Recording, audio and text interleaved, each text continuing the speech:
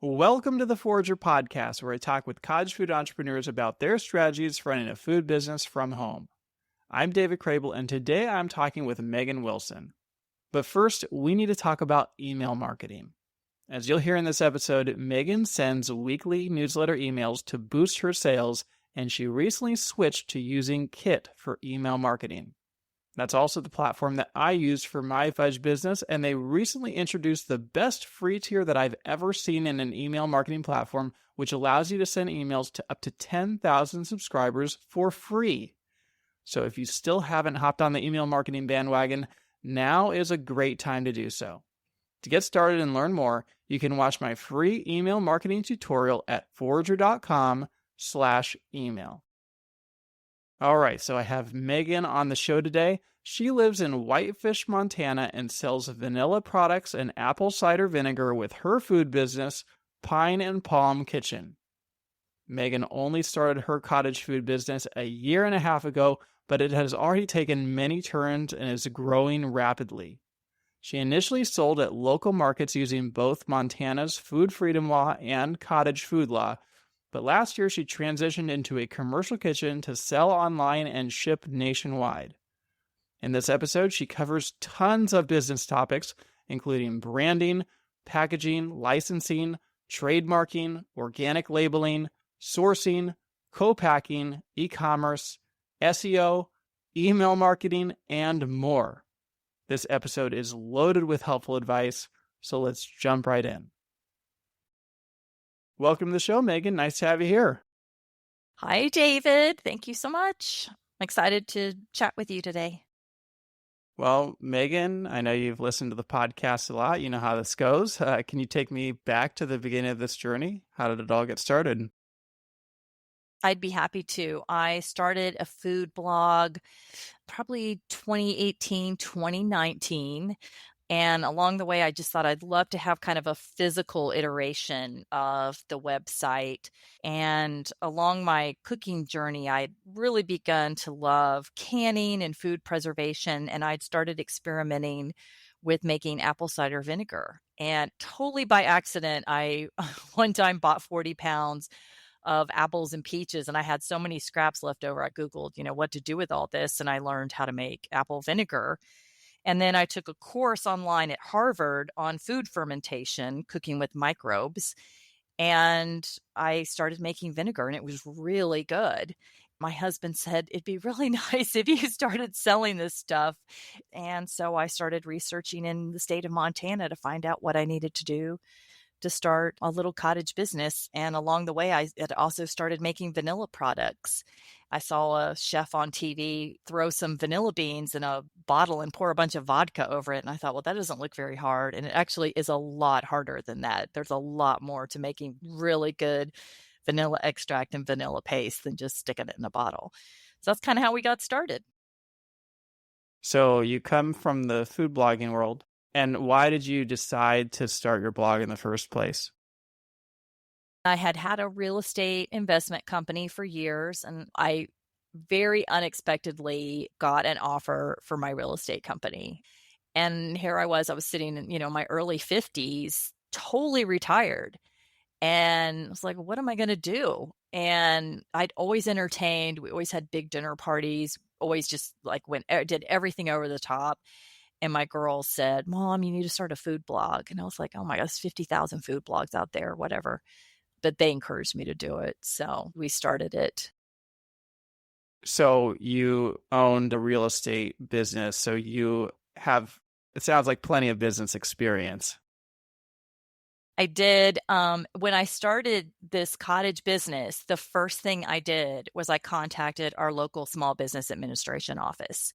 I met with a really great mentor, and he had had 40 years of experience in the restaurant business and in grocery stores. So he was the perfect person to talk with. And he actually put me in touch with a woman who's been on your podcast named Stephanie Wiley. And she had a cookie company. She went straight to retail, and that kind of terrified me. I just thought, boy, that's a lot of resources and that big gamble. And so I thought I'd take baby steps. And so I started really doing a lot of research to see, was there a market for vanilla and vinegar? and crafted a business plan around those products and found we had a lot of demand. There was quite a big demand for it. So we really went the route of let's plan the business before we really invest a lot of our time and resources. So you reached out to the SBA, and that's a fantastic resource, but I wouldn't necessarily expect someone with plenty of business experience or having run their own business for a long time to reach out to the SBA for help starting a business. So why did you take that step? I just knew we had a really great community college that had a big culinary school. And I started digging around on their website and noticed they had a small business administration. And I can't say enough about, community colleges. If you have one in your area and you're thinking about doing this, reach out to them because they know what's going on with the chamber and they work with the health department and cooperative extension offices with the county. And they kind of are a touch point for all of those places. Kind of everything comes together at a local community college. So I just knew that would be a great resource. And you said that you did a lot of research and, figured out if there was demand for it. Can you dive in a little bit more into what you specifically did to prove that there was demand for this before investing a lot of money into it? Well, I knew I wanted to do a proof of concept. And to do a proof of concept, we knew we wanted to do a farmer's market trial. And that's really where the cottage license came into play. So we were able to, for a few $1,000s, get enough, encouragement from the SBA. Couldn't find anything online that anybody in the state that was making vinegar or making vanilla. And so I reached out, I hired a graphic designer and we created a label. And then I reached out to the local health department and I said, how do I do this? How do I bottle this and get this all approved? And the vinegar, they said, well, that requires anything with high acid requires a completely different license. And usually cottage licenses will not grant anything pickled or anything with a lot of acid, a cottage license. So there is in Montana the Food Freedom Act, where basically you can sell anything you want. You just can't sell it online. You can't sell it retail. You can't wholesale it. You have to sell it face to face, and you can sell it at markets. So we got the vinegar approved. We knew we were making it safely. We were checking the bacteria levels and the pH. We had beautiful pH. It was not a really highly acidic vinegar. When you buy commercial vinegar and you take a shot of it, it just burns your throat. This is a very soft, very floral vinegar, but it still makes a great vinaigrette. And it's just really good. It has live bacteria in it. And then they did approve my vanilla paste and my vanilla sugar. And then we added the extract. The extract wasn't ready for a year. It just takes that long to make it. So we reached out to the local farmers market and they approved me. They gave me a booth. And so we set up shop and we could not keep products in stock. It was absolutely a line every single Tuesday night at the Whitefish Farmers Market. And about a month into it, a local organization reached out to me and said, hey, we're having this big fundraiser and the chef wants to use your products. So within a month of launching this company, we had chefs in the valley using our products at fundraisers. And that was pretty cool. It was pretty cool to see your company's name printed on a menu at an event. So we felt very encouraged and just kept plodding away and kept going to every little pop-up market, any little thing I was invited to.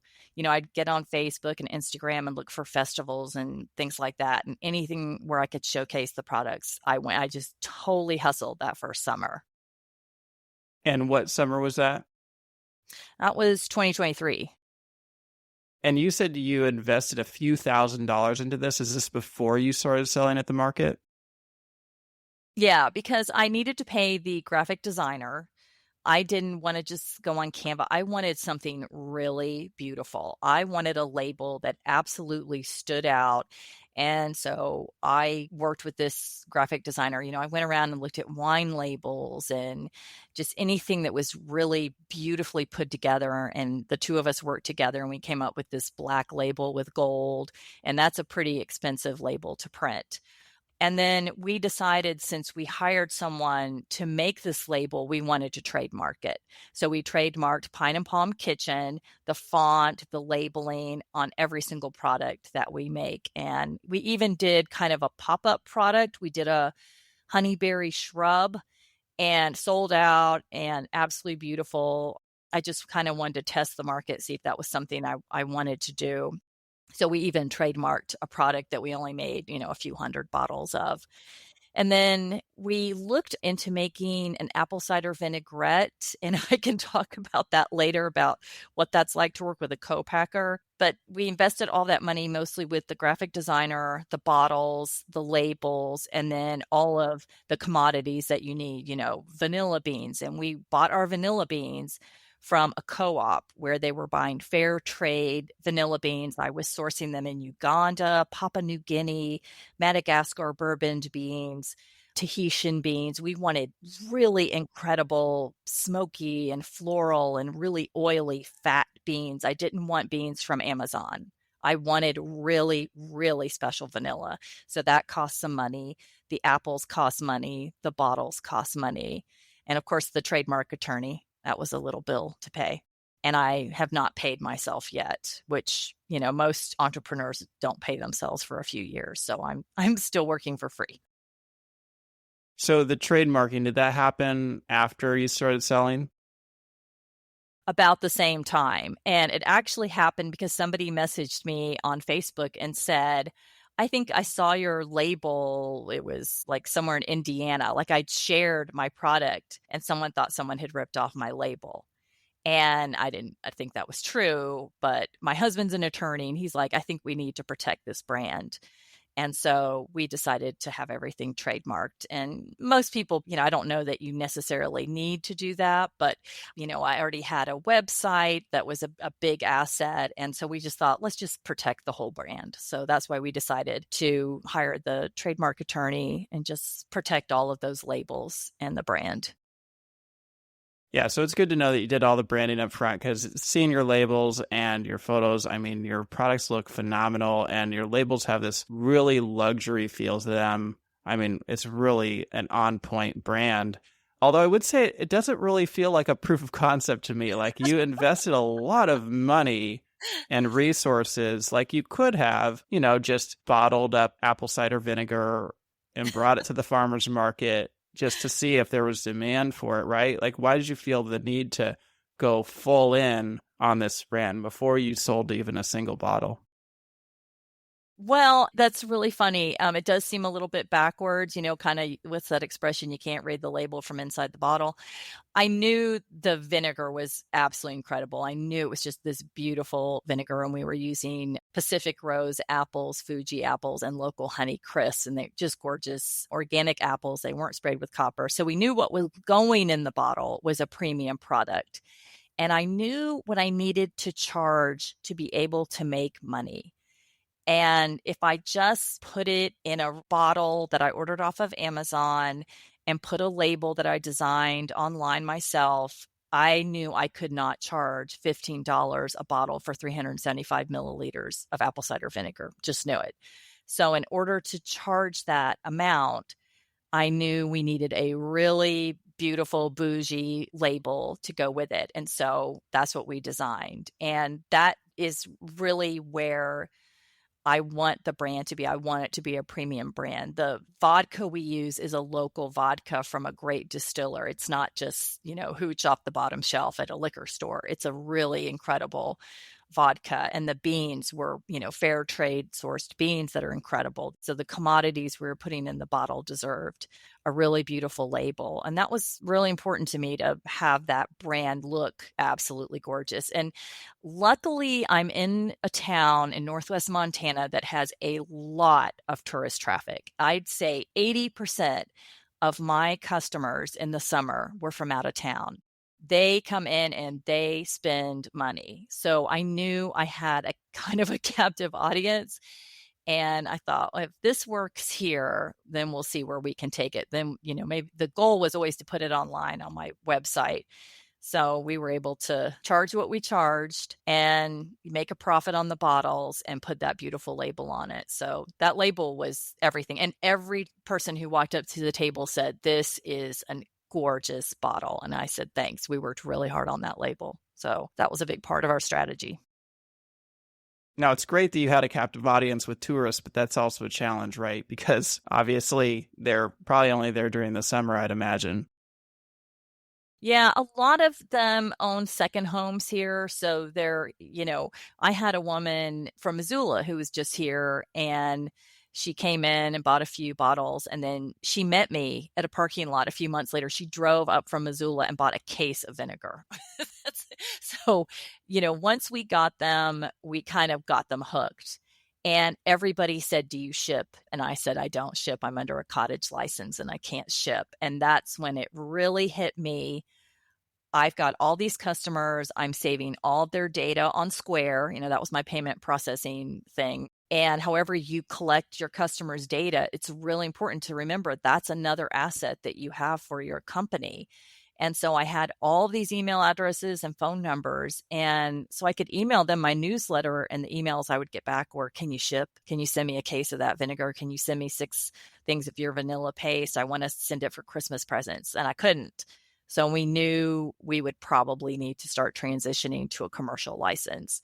And that was a lot sooner than I'd planned. I had not planned to have to go commercial so quickly. I was perfectly happy going to the farmer's market. So it's important to save that data. Every customer at the farmer's market, get that email. So important to have it. You got their data, but did you also get their permission to send them an email, or did you just send them and let them use the unsubscribe link at the bottom if they wanted to? Yeah, so they would get like follow-ups from me and you can unsubscribe, but also on my table, I created a QR code. And the QR code would take people to recipes that they could use with the products. So we would sample, and I know you know this from all your customers. The thing that's so important about being at a farmer's market is you have to be on. You have to really sell. So you have to bring samples. So we had this gorgeous vanilla sheet cake with a vanilla buttercream frosting. And so we sampled that at the farmer's market. And then we also sampled my apple cider vinaigrette. So I had a QR code that took people to my recipes. So that was also a great way. Once they're on my website, one of the first prompts you'll get is, "Would you like to sign up for my newsletter?" So that's another way somebody can give me their email address. So that QR code definitely drove traffic to the website, which was great. But again, it reiterated to me, I need to get this product online. Now, before we delve into the commercial side of your business, as you mentioned, Montana has the food freedom law. They also have an older cottage food law. Were you doing everything under the food freedom law? No, we had the vanilla paste and our vanilla sugar approved by the health department. We did not get the vanilla extract bottled until late in the summer. And that we did under Montana Food Freedom, but we knew we were going to take that commercial pretty quickly. And then this year we launched the vanilla maple syrup. So we already had a commercial license for that. So we didn't have to worry about that under cottage. That was a newer one. The shrub, we did get that under cottage. And why did you do some things under the cottage food realm and some things under food freedom? Like, why didn't you just do everything under the food freedom law? I liked knowing I had some kind of a license. There's something about, I don't know, checking boxes. I don't know. Maybe that's me. I just, it's only $40 to get a cottage license. So it did feel like I was letting the health department know, I really do want to get things licensed. And so I liked going through that step. I liked knowing that they approved the labels. That was important to me. And while we're talking about permits and everything, I saw somewhere you got a HACCP plan for your vinegar. So that's never been discussed on the podcast before. Can you tell me what that process is like? Because I've always felt like it's very intimidating. It is intimidating. Luckily, remember I told you about that early on, that fundraiser that I was invited to with my products. And there was a woman there from Farmented, and they had launched a line of fermented vegetables, all highly acidic. And I reached out to her and I said, "How do I get this vinegar licensed?" And so she said, come to my commercial kitchen. So I came and met with her, and she walked me through the steps. And you can now ask Chat GPT to do it for you, and they'll write out a plan. But basically, you just have to put in practice in writing what the steps are when you're taking the pH, and you have to write down your pH every single day, week until you bottle. And then once you're bottled, where are you storing your bottles? Is it in a cool storage facility? Do you have rodent traps there, just like you would in a commercial kitchen? So it's just writing a plan saying, I'm measuring my pH, I'm not having any bacteria in my products, and submitting that to the state health department. It sounds scary, but it's really, if you have somebody helping you and holding your hand, it's not that hard. I think mine was 8 steps. And when does a business reach a point where they would need a HACCP plan? Only if you're dealing with highly acidic foods do you need it. So really only if you're pickling or doing vinegars under commercial license or under resale, wholesale, manufacturing license. And then you'll need, of course, your ServSafe certificate for your food manager, your food handling certificate as well. So that they go hand in hand. And speaking of licenses, I think you're the first person on the podcast that sells extracts. And of course, the issue with extracts is they contain alcohol. So alcohol licenses or liquor licenses, did you have to deal with any of that? So when we got started, the Department of Revenue with the state of Montana didn't know what to do with me. They hadn't had anyone apply for a manufacturing or retail license to sell extract that was manufactured in the state. And so the health department said, well, no one's going to get drunk drinking vanilla extract at $15 a bottle. So the Department of Revenue and the health department kind of had to figure out what to do with me. And it took about 6 months for them to figure it out. And so I'd email and say, where are we? And they're like, okay, well, submit this to the Department of Revenue. So I'd submit my ingredients and send them my bottles and send them samples. And then finally, the Department of Revenue said, okay, we're just going to categorize her in a different category, because a liquor license is at least a 6-figure investment if you can get one. So I would either have to attach my business license to a distillery, which didn't help me, or I was going to have to pay 6 figures, 7 figures, wait for a license to go up for auction. Well, no one's going to do that. That's probably the worst business. Why not just go ahead and open a bar? So the Department of Revenue said, okay, she is a food manufacturer. She's not manufacturing and she's not a distiller. So I got a little, I don't want to say lucky. I mean, we worked really hard on it, but it took 6 months to get the two entities to figure out what to do with me. So instead of paying hundreds of thousands of dollars, I think my license was $145, which was a way better result. So once we got that figured out through the state health department, you just submit your recipe, submit your commercial label, and you don't have to put your nutritional information on your label till you hit $50,000 per product. So until I sell $50,000 worth of vanilla extract, I don't have to submit a nutritional label. Same thing on my maple syrup, same thing on my vanilla bean paste, etc. So that helps a lot. Now, one thing I've learned with these commercial licenses is you have to be really good on filling out forms. So many forms. It's like going to the doctor for the first time and they hand you 20 things you've got to fill out. It's very similar getting a commercial license. Now, on the subject of licenses and everything, I noticed that you have your apple cider listed as organic on the label. Did you have to go through some complicated process to get that approved? Yes, that is a very complicated process. And we wanted to do that on the vanilla, but I can't certify that the beans were organic. But lots of forms to fill out. Lots of things you have to submit. Lots of samples you have to send in. That's another heavy lift. How long did that process take and how much did it cost? I would say that took a year, and I don't know how much that costs off the top of my head. The whole licensing process, you have to pay licensing fees to the county And then you pay really only a couple of licensing fees to the state. Most everything I pay is through the county.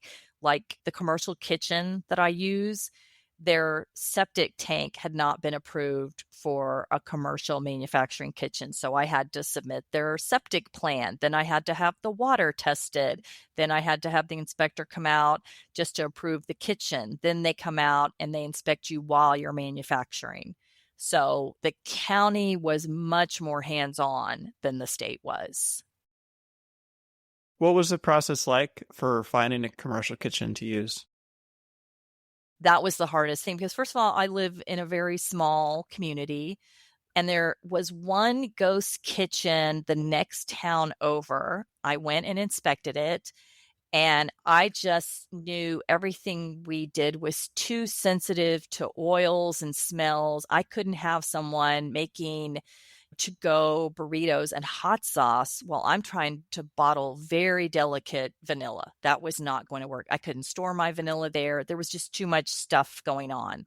So that we had to cross off right away. Then we couldn't find a church that would let me leave all the alcohol there because a lot of churches make great commercial kitchens and they're happy to, lease them out on a Tuesday or Wednesday when no one's at church, but we couldn't store the alcohol there. So we were really looking at having to lease a spot and do all the things you have to do, but we would have to install a hood and a stove. And we don't need a hood and a stove. I don't cook anything. I don't bake anything. I need a commercial, high temp dishwasher to sterilize my bottles. And that's really kind of it. Everything else just takes time and small appliances. So I got really lucky. I just sort of had a brainstorm that we have a lot of guest ranches that sit empty in the winter and spring. And so I reached out to a small guest ranch and they really wanted to do pop-up dinners. And they would bring in chefs and they never had bothered to get their commercial kitchen licensed. And it kind of was the impetus for them to go ahead and get their kitchen license. So we worked together to get that kitchen done. And they had a fantastic commercial kitchen. And I'm really lucky. I'm working and bottling out of a 100-year-old timber frame barn. It's absolutely incredible. I can't believe that's where I get to go to work every day. But they had this gorgeous commercial kitchen and it passed with flying colors. So in the winter and spring, when their ranch is sitting there dormant, I'm in there manufacturing and I can store all of my product there. So it's perfect partnership that I have with this guest ranch. But you can't use it during the summer and the fall? I can. They're very busy. I have gone in. I definitely run out of product and I'll have to, run in a bottle or make more vanilla bean paste. I mean, I was in there in July probably every other week. It's not ideal because we're kind of on top of each other a little bit, but kind of things wind down for them in October. And that's when it ramps up for me. We plan everything so that we're really ready to bottle January, February, March, April. And that will, I ran out of inventory actually on December 8th this year. So I almost made it through the year, but we did run out of inventory. So we were totally sold out. Yeah, I mean, with you doing vinegars and extracts, I mean, there's a fermentation period there, right?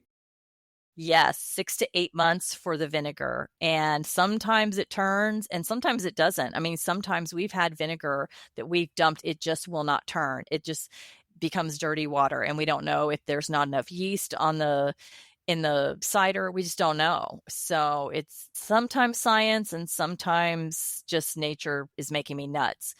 So we have dumped, trust me, lots and lots of vinegar down the sink. The vanilla we extract for at least 12 months. Now I'm finding I like the vanilla much better at 18 months. It's much more mellow and I think it just has a bigger taste impact. And kind of the same thing with my vanilla paste, even though I can make that in real time, it doesn't take any time. You're not extracting or anything. It's all made in like a commercial, almost like a commercial blender that I can make right away. But I'm so picky. I'll sometimes make a batch and I'm just testing. And we have to tweak because every single bean is different. We weigh them by the ounce, but sometimes they're a little more oily than others. So it just depends. They're very fickle. I mean, I can just imagine the production issues that causes, right? If you are having to wait 6+ months or 18 months, and you're a growing business, and then you're using a commercial kitchen where you're dealing with storage. Like, can you just explain a little bit about how you've tried to make that all work? So we actually store everything offsite. We'll start everything at the commercial kitchen at the ranch, and then we will transport everything to our warehouse where everything is stored and it waits. It's in about 50 to 55 degree storage on big industrial shelves. And that way I can, on my own, go in and check things. Then we transfer everything back over to the commercial kitchen. We bottle everything for the extract and the vinegar, not for the vanilla sugar, not for the maple syrup, and not for the paste. Those are all done same day. We can same day manufacture and bottle all in the same day. But the extract and the vinegar definitely is, you have to store it off site. There's too many things going on in a commercial kitchen. It has to be stored in a temperature controlled facility with shelving where you can check your pHs. You can see how your little beans are doing. And sometimes you add more vodka, sometimes you add more beans. It just depends. That's the investment. But luckily, we have 3 other products that we can make pretty quickly. And the vanilla paste right now is my number 1 seller. My vanilla maple syrup is my number 2. Now, while we're on the topic of production, I know you've used or tried to use a co-packer, and I wanted to ask you a little bit more about that because most of the people on my show have never tried to use a co-packer before. That was a really interesting process. So I mentioned before I had that great apple cider vinaigrette. And every time we'd give out samples at the farmer's market, people would say, gee, I want to buy a bottle of this, not the vinegar. I don't want to just buy the vinegar and have to make it. And so I had a good friend who owns a very big company in Florida. And I said to him, how do I get this stuff bottled? And he said, oh, you need a co-packer. You don't have to have a co-packer near you. You just have to find one that specializes in vinaigrettes. So if you were making a spice rub, you would look for a co-packer that just specializes in making spice blends or preserves or whatever. And so I found a company in Washington State and I sent them a big check, and they do R&D. They do research and development with my recipe. And then they send me back samples of the vinaigrette. And so this ties up capital for a while. This is a big check that you write to them, and they have minimums on the order. The minimum order, I think, was $10,000. And the beauty of it is you don't have to deal with the license. You don't have to worry about a license. They use their license, and then they're just going to ship you a finished product. And it's up to you to figure out, are you going to sell it online? Are you going to have a distributor and have it in retail stores? Are you going to try to get it into retail stores yourself? That's up to you. So the co-packer sent me the first formula, and it was terrible. It had seed oils in it. It was absolutely terrible. It wasn't even close. They used granulated garlic instead of fresh garlic. They didn't use olive oil. For sure, there's smoked paprika in it, and for sure it didn't have smoked paprika. Maybe it had regular paprika. So we sent it back, and they made another one. It was a little bit better. But by the time they got the recipe kind of close to mine, it would have retailed for about $20 to $22. And as nice as it was, I don't know about you, but I don't want to pay $20 for a bottle of vinaigrette when I could make it at home for $3. So we decided to part ways. They were really good. They did give me back my R&D investment, but that took probably 8 months to get to that point and really only get a couple samples out of them. So that was a big disappointment. And I have people I know that have gone to a co-packer and then they've come back and they're now self-manufacturing. And that, the co-packer can't get the chocolate right, or they can't get the packaging right, or whatever.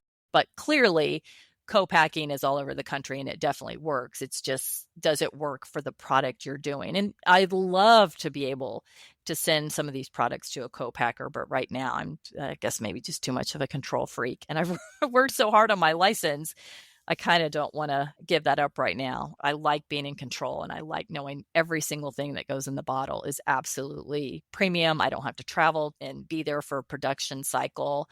I can just make it myself and know that it's going to be exactly what I want. So you tried the co-packing route, didn't really work. And why didn't you just decide to make the vinaigrette yourself? Because I have so many other things I'm making right now. And This year, we still have vinegar in production, but I don't know that I'm going to continue with it in the future. We've had so much success with the vanilla. I may sell out of the vinegar I have right now. And like I said, it's a lot to get it licensed. It's a lot to submit those pHs and those bacteria reports. I just have so many other products that I want to develop, and my distiller and I have a couple products we want to work on together. And so the vinegar, I don't know if that fits in, and the vinaigrette the same way. I just don't know if it fits in with our business model right now. So let's talk about sales a little bit. You mentioned that you started selling at the farmer's market and you were selling out, you couldn't keep things in stock. So where did it go from there? Where were you selling and how has that transitioned over the course of your business? So the first year we did the farmers market, which was Tuesday nights. And then I had a couple little farm stand places that actually weren't farm stands. They were like beautiful old houses where they had gorgeous stores, and they would do creator weekends, and they would ask me to come and we'd sell and we'd do great there. We went to the Market Beautiful, and that was crazy. I always had help, and we had a line all night, and we would completely sell out, load the cars and the trucks back up, and leave those events after 3 days with nothing. I mean, like one little jar of something. So that was really profitable the first year. We did really well and got most of our investment back. Then year two, you get a little tired of that hustle. It's a lot of events. And I don't want to date myself, but I have three grown daughters, one's in their 30s. And so I just am not as young as I used to be. And it really was taking a toll on me. And I just said to my husband, I just don't want to do this anymore at the farmer's market. And he said, yeah, I think we figured out we have a product. Let's just get it licensed and let's get it online. So that's where we are right now. We've launched the whole product line is on my website now. And that's primarily where we sell. And people find me organically. They find me through my social media channels. I have food bloggers I work with.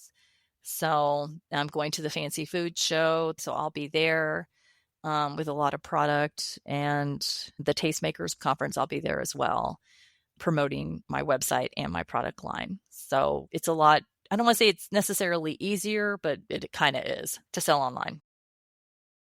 So you obviously came into this with plenty of blogging experience and online website experience. What do you feel like you've learned about the e-commerce side of it? A little naive about how quickly things would sell. I really thought, if I put all my vanilla recipes on there, vanilla cake, creme anglaise, banana pudding, even an old fashioned with vanilla maple syrup and chocolate bitters in it. I thought, boy, if I list that on my website, I'll get sales.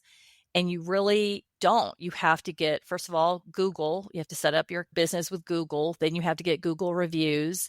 Then you have to work with Shopify to get reviews, and reviews really drive the traffic. And then you have to, get those ads if it's going to be on Meta or whatever platform you're on. And I primarily am on Meta for any advertising I do, but you do have to be very strategic and about who your market is, who's your demographic, and getting those repeat customers to come back and reorder. And of course, fall baking season, really starting. I have this joke, like the minute Trader Joe's puts out anything with pumpkin kind of in late August, that's when my sales really tick up. We're kind of steady in January. It's a little quiet, but that's good because we're in production mode.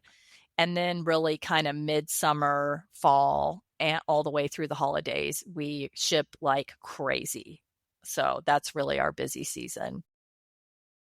So if your big season is in the late fall and holiday time, do you think that's because your products are like really giftable?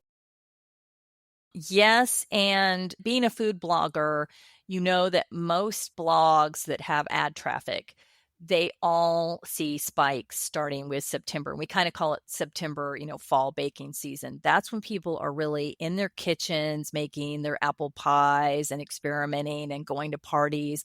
And that's when people are doing the most entertaining, is in the fall and during the holidays. And that's when people are buying vanilla products. And it also is very, very giftable. I would say most of my orders from September to December are easily over $100. So people are buying, 5 bottles of vanilla or 5 jars of vanilla paste, which tells me they're giving them away because it would be really hard to go through that much. But, 4 ounces of vanilla paste, that's a lot of baking. So it's telling me for sure they're definitely gifting it. The vanilla maple syrup is the same thing. I mean, to have that vanilla maple syrup is a really great little gift to take, to someone who's entertaining you or if you've got family coming over. So that's, I think, why our sales really spike during Q3 and Q4. Now, you had mentioned that you run ads on Meta. I feel like most cottage food businesses don't dabble in that, or if they do, they don't make any money on it. What have you learned or what do you know about ads?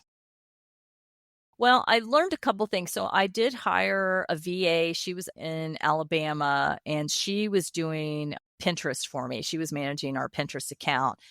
One thing I learned very quickly is don't hire a VA that doesn't know a lot about food. She knew a lot about SEO, but she wasn't a food person.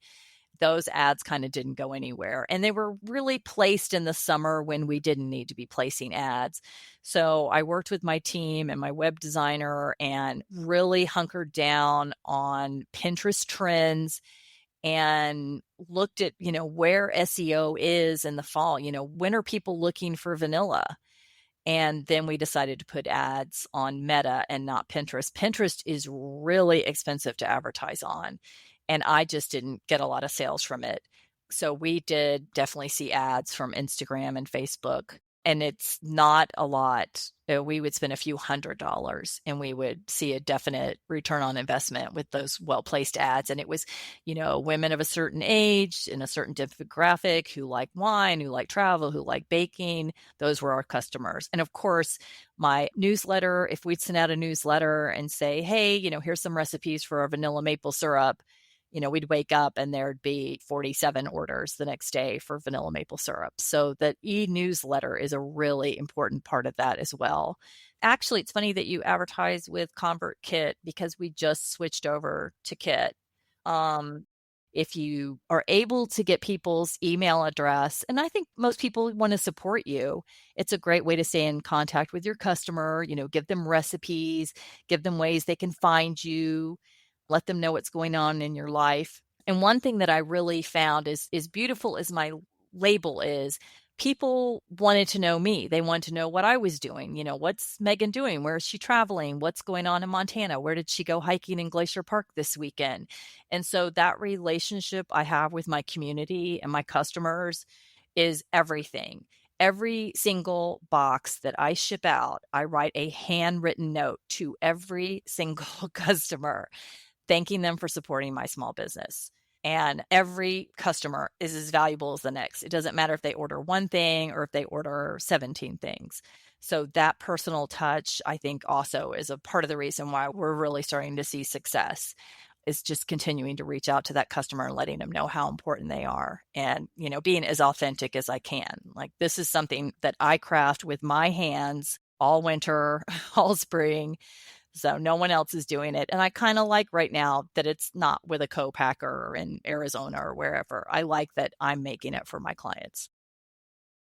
So in your newsletter, how do you find the balance between focusing on your products or recipes versus focusing on yourself? I usually have 3 parts to every newsletter. The first part is, what I'm up to. If I've traveled somewhere, just like I said, if I have a really pretty garden in the spring and summer. And so, what's growing in my garden and a new recipe I'm experimenting with and just whatever's going on in my life. And then the next one is usually it's kind of a just recipe just for people who are subscribers, kind of a subscriber only recipe that we haven't put on the blog yet. So they get first dibs at the recipe. And then we might, as a follow up, we might have, here's autumn spices you need to have in your pantry, or Super Bowl's coming up. Here's, 3 great dips that are on my website that you might want to try out. So that's basically the newsletter. We don't hit people over the head with like, hey, 20% off if you buy 3 things of vanilla. It's always there. We always try to have the products mentioned somewhere. but it's a very soft touch. It's just a newsletter that I would want to read. So that's how I write it. And I write it myself. Are you able to tell when sales come from your newsletter? Yes, on Shopify, they're really good about tracking social media direct from the website. If somebody just Googles vanilla or if it's a click through from my newsletter. So Shopify gives you tons of analytics, tons of data. They'll tell you, abandoned cart rates. That's the worst, is when somebody abandons a cart. That always makes me sad. But so that data from Shopify is really important. And then every time somebody buys something, they get a prompt once it's delivered to write a review. So that's another thing. And you don't want to buy something unless you see a 5-star review on it. So, that's another thing you have to figure out is, are you getting reviews and asking people, hey, if you like my product, please write me a review. I'd really appreciate it. And usually they'll take the 60 seconds to do it if you ask. Now, in terms of getting people to your website, obviously you come from this food blogging background. So I'd imagine you have some experience with SEO already or search engine optimization. So what have you done to try to get your website to rank or your new e-store to rank for these products? That's a great question. So I use key search. And on key search, you can enter basically any phrase and it'll tell you how many people a month are looking for that phrase. So say I enter vanilla bean paste, it will tell me how many people are looking for vanilla bean paste and then how hard is the competition.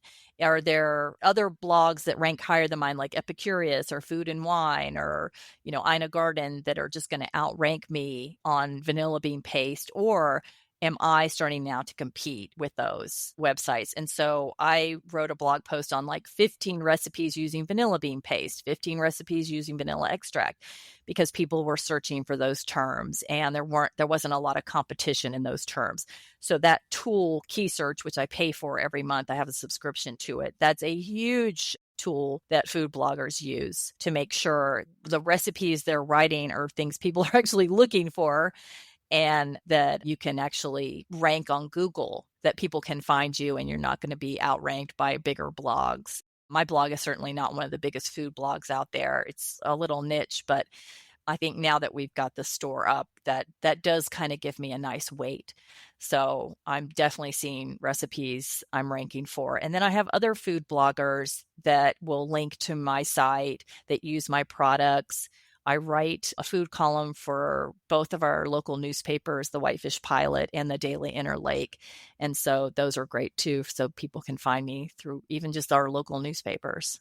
But SEO is huge, really important for anybody who's doing cottage and trying to figure out, okay, how can I have people find me once I can ship?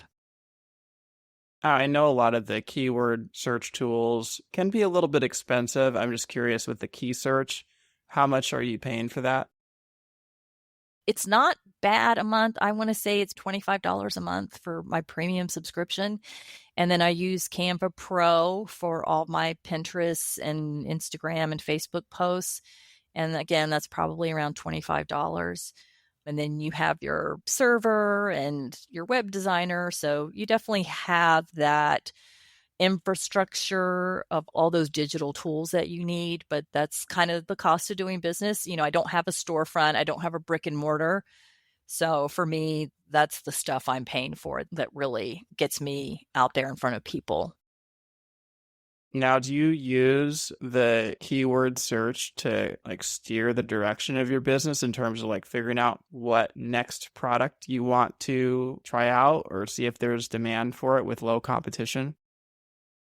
That's a really good question. I actually use a different tool. It's Forbes Business Insight, and that tells me what the market share is on any given product. And so you can pay a subscription fee to that, and you can look up and see, how many billions of dollars people are spending on vanilla every year and who the big players are. And are people looking for organic products? Are they looking for just McCormick, are they perfectly fine with just buying whatever's at the grocery store? So that's a really good tool. And I think actually you can sign up to do research on that without having to pay a fee. But I do pay a fee just to have a pro version.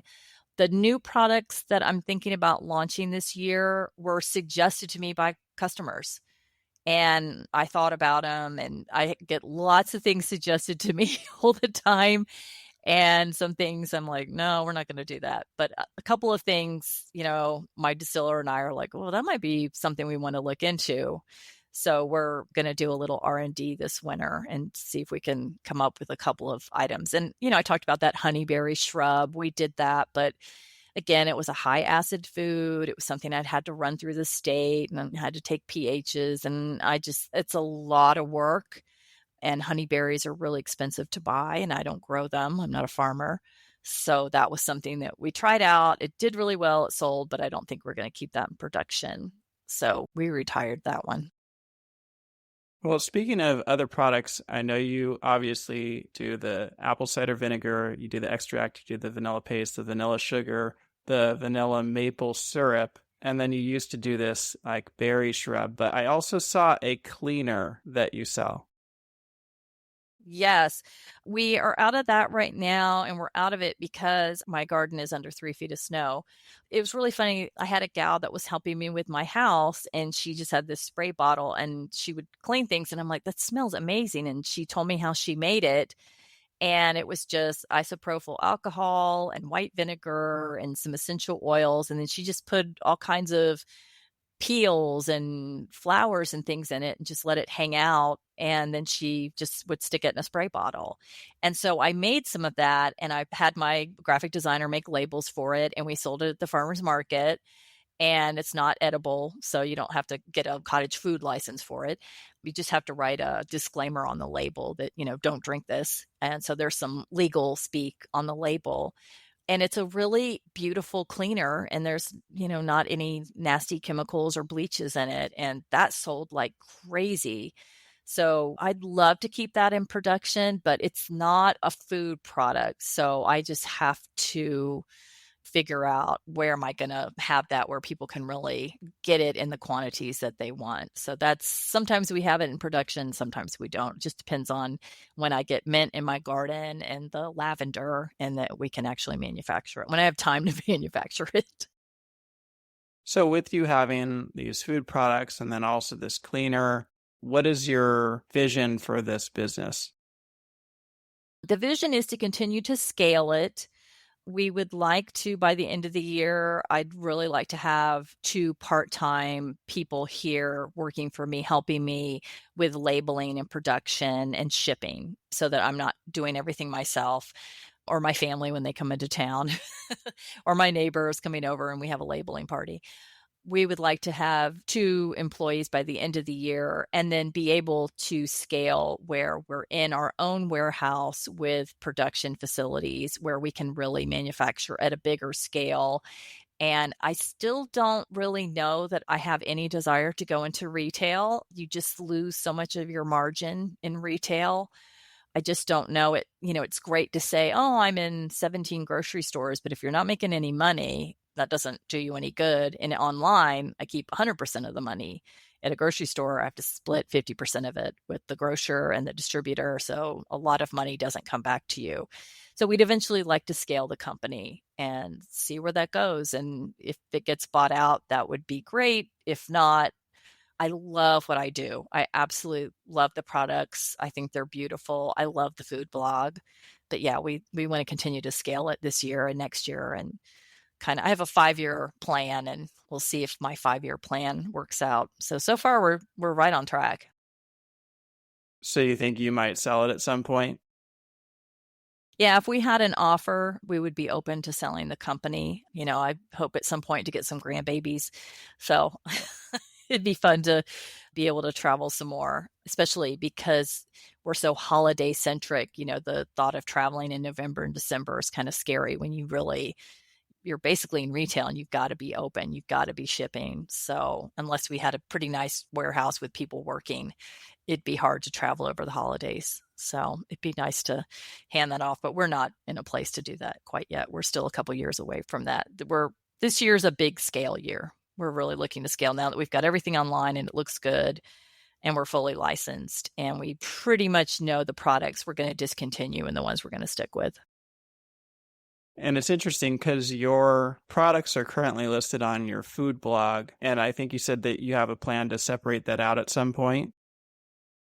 We do. We're actually rebranding the food line, and I can't say what the name of that is yet because we're trademarking everything and making sure no one else has it. But we want to have the food website stand on its own, because if you just go to my website right now, you have to kind of, find the drop down menu and find my store, and it's a little clunky. And WordPress and Shopify do not play well together. They fight each other. And when we first set up the store, oh my gosh, like my search engine or my search bar on my website wasn't working for like a month. And so there were lots of things that were problematic. So I really just want the food brand to stand on its own. And then we'll, of course, have tons of backlinks back and forth between my food blog so that people can still find those recipes and, all those things that really drove them to the product in the first place. But I think it would be a better user experience for people to just go straight to the website, buy the product, put it in their cart, click, done. And then I could put my ad network back up on my website, which would definitely pay some bills as well. So that would help support, all of my digital bills that I have to pay, if you will, these tools that I have that I had to take down my ad network because I just thought it was tacky. So here you are buying something from me, but you have to scroll through all these awful pop-up ads. There's nothing more irritating than being on a food blog that's cluttered with ads. So we're going to separate them out. And that rollout is probably June or July. That takes a while. So that'll be a while before it's ready to go. Well, you've only been doing this for a year and a half, and you have a pretty amazing trajectory of your business in that period of time. You've done a lot of things. So what have you learned, and what would you recommend to a new cottage food entrepreneur who's just starting out? The first thing is really make sure you have capital. I think it's really important that you start off not putting anything on credit cards, have cash in the bank, and really start off with like $5,000 that you can invest in your company. The next thing is that first year, you have to hustle and sell. So many times I'd go to the farmer's market and I'd see people sitting in their little stool, sitting back and, on their phone, not engaging people. I mean, you've got to be out there with samples and smiling at people and, hey, where are you from? Or what are you looking for? And really engaging people to get them to come to your booth and try things out and give them those samples. Reach out to, there's all these little newspapers that are desperate for content, little regional magazines, anywhere you can to get your name out there. People love to connect with local producers. They love that. Nobody wants to buy, a cake mix from a big, huge corporation. They want to buy your cake. So connect with everybody you can in your community. Reach out to your community college. If you have a college in your town, reach out to your small business administration. Any tool you can find that will help you be successful, reach out to them. You never know what little nugget you'll find. And then I've also found other producers in my community have been incredible. Everybody from chefs at the most hoity-toity restaurant in town, all the way down to somebody, like I said, who's just cranking out salsa in a little diner. Everyone has been really collaborative and helpful. So reach out to local people and, where are you buying your bottles? Who's printing your labels? Do you know somebody can help me, make my label a little more zhuzh? The more people you talk to in your community, I think the better you'll be. Well, thank you so much for coming on the show. Now, if somebody would like to learn more about you, where can they find you or how can they reach out? They can find me on Instagram, on Facebook, and on Pinterest or Blue Sky at Pine and Palm Kitchen. They can go to my website, which is pineandpalmkitchen.com. I do have a guide on how to, start a craft food business from scratch. It's on my website. I know you're probably going to do a link in your show notes. And of course, you can sign up for my newsletter, and you can also DM me, message me. I'm happy to chat with anybody. I'm just happy to share any little nuggets you might need if you have a question or point you in the direction of something like, what was that thing you said? And, I'm happy to share that with you. Great. Well, thank you so much, Meggen, for coming on the show. Absolutely, David. That wraps up another episode of the Forager Podcast. For more information about this episode, go to forager.com/podcast/134. And if you're enjoying this podcast, please take a quick moment right now and leave me a review on Apple Podcasts. It doesn't have to be a long review, but it's truly the best way to support this show and will help others like you find this podcast. And finally, if you're thinking about selling your own homemade food, check out my free mini course where I walk you through the steps you need to take to get a cottage food business off the ground. To get the course, go to cottagefoodcourse.com. Thanks for listening, and I'll see you in the next episode.